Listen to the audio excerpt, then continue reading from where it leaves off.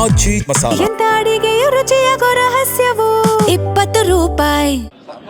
ಅಸಹ್ಯಕರಿಲ್ಲ. ಬಹಳಷ್ಟು ಇಂಟ್ರೆಸ್ಟ್ ಇದೆ. 20 ವರ್ಷದಿಂದ ರೈತರಿಗೆ ಪರಿಹಾರ ಕೊಟ್ಟಿಲ್ಲ. ಯಾಕೆ ಸರ್ ಸರ್ಕಾರ ಒಂದ್ಸಲ ಯೋಚನೆ ಮಾಡಲಿ? 13ರಿಂದ 18 ನಿಮ್ಮದೇ ಇತ್ತು, 18ರಿಂದ 19 ನೀವೇ ಜಾಯಿಂಟ್ ಇದ್ರಿ, ಈಗ ನೀವೇ ಇದ್ದೀರಾ. ರೈತರು ನೆನಪಾಗಿ ಈಗಾಗಲೇ ಅದನ್ನೆಲ್ಲ ಬಗೆಹರಿಸಲಿಕ್ಕೆ ಮಾನ್ಯ ಮುಖ್ಯಮಂತ್ರಿಗಳು ಒಂದು ಉಪಸಮಿತಿ ನೇಮಿಸಿದ್ದಾರೆ. ಅದಕ್ಕೆ ಹೆಡೆಡ್ ಬೈ ಪರಮೇಶ್ವರ್ ಅವರು ಮಾಡಿದ್ದಾರೆ, ನಾನು ಇದ್ದೀನಿ, ಸಂಬಂಧಪಟ್ಟ ಇಲಾಖೆಯವರು ಎಲ್ಲರೂ ಇದ್ದೀವಿ. ಸುಮಾರು 7 ಸಭೆ ಮಾಡಿದ್ದೀವಿ. ಇನ್ನೊಂದು 2 ಸಭೆಯಲ್ಲಿ ಅಂತಿಮ ಒಂದು ವರದಿ ಕೊಡ್ತೀವಿ. ಆಧಾರದ ಮೇಲೆ ಅವರು ಸರ್ಕಾರ ನಿರ್ಧಾರ ಮಾಡ್ತಾರೆ.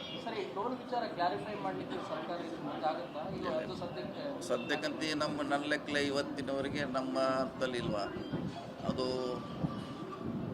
ಈಗ ನಾವು ಅವ್ರಿಗೆ ಹ್ಯಾಂಡ್ ಓವರ್ ಮಾಡೋದ್ರಿಂದ ಅದರ ನಿಯಂತ್ರಣ ನಮ್ಮ ಕಡೆ ಕಡಿಮೆ ಅವಕಾಶ.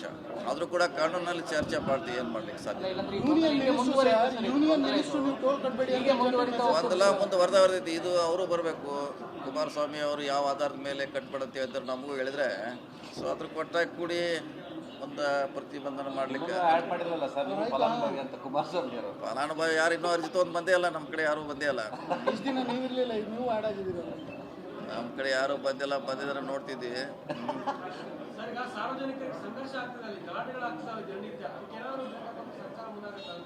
ಅದು ಮತ್ತೆ ನಮ್ಮ ವ್ಯಾಪ್ತಿಗೆ ಬರಲ್ಲ, ಪೊಲೀಸ್ ವ್ಯಾಪ್ತಿಗೆ ಬರ್ತಿತ್ತು ಅದು ಆ ವಿಷಯ.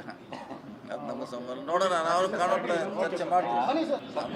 ಅಸಹ್ಯಕರಿಲ್ಲ. ಬಹಳಷ್ಟು ಇಂಟ್ರೆಸ್ಟ್ ಇದೆ. 20 ವರ್ಷದಿಂದ ರೈತರಿಗೆ ಪರಿಹಾರ ಕೊಟ್ಟಿಲ್ಲ. ಯಾಕೆ ಸರ್ ಸರ್ಕಾರ ಒಂದ್ಸಲ ಯೋಚನೆ ಮಾಡಲಿ? 13ರಿಂದ 18 ನಿಮ್ಮದೇ ಇತ್ತು, 18ರಿಂದ 19 ನೀವೇ ಜಾಯಿಂಟ್ ಇದ್ರಿ, ಈಗ ನೀವೇ ಇದ್ದೀರಾ. ರೈತರು ನೆನಪಾಗಿ ಈಗಾಗಲೇ ಅದನ್ನೆಲ್ಲ ಬಗೆಹರಿಸಲಿಕ್ಕೆ ಮಾನ್ಯ ಮುಖ್ಯಮಂತ್ರಿಗಳು ಒಂದು ಉಪಸಮಿತಿ ನೇಮಿಸಿದ್ದಾರೆ. ಅದಕ್ಕೆ ಹೆಡೆಡ್ ಬೈ ಪರಮೇಶ್ವರ್ ಅವರು ಮಾಡಿದ್ದಾರೆ, ನಾನು ಇದ್ದೀನಿ, ಸಂಬಂಧಪಟ್ಟ ಇಲಾಖೆಯವರು ಎಲ್ಲರೂ ಇದ್ದೀವಿ.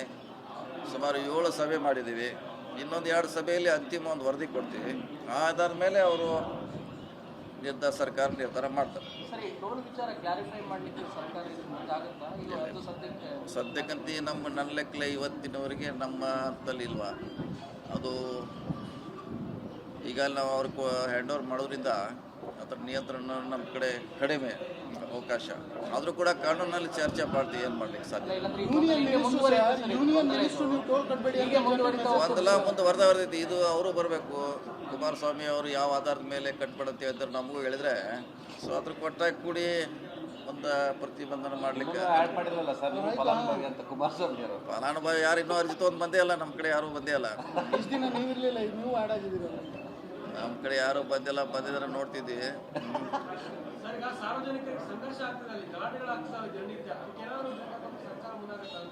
ಅದು ಮತ್ತೆ ನಮ್ಮ ವ್ಯಾಪ್ತಿಗೆ ಬರಲ್ಲ, ಪೊಲೀಸ್ ವ್ಯಾಪ್ತಿಗೆ ಬರ್ತಿತ್ತು ಅದು ಆ ವಿಷಯ. ಅದು ನಮ್ಮ ಸಂಬಂಧ ನೋಡೋಣ, ನಾವು ಕಾನೂನು ಚರ್ಚೆ ಮಾಡ್ತೀವಿ.